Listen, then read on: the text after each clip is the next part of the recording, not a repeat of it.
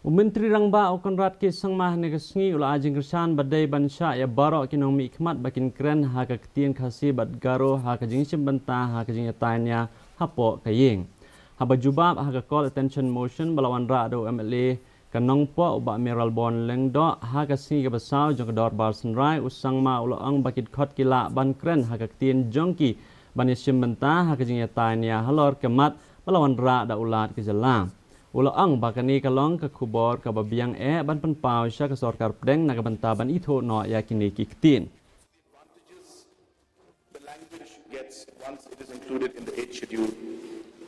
We as a government and as legislatures are not just demanding it, but we are also practicing it by ensuring that the House also is adopting the language and allowing the members to speak in KHASI or in Garo language. Filmmaking, music, songs, literature, all these different activities where we can promote our language should be taken up. Menteri Rangba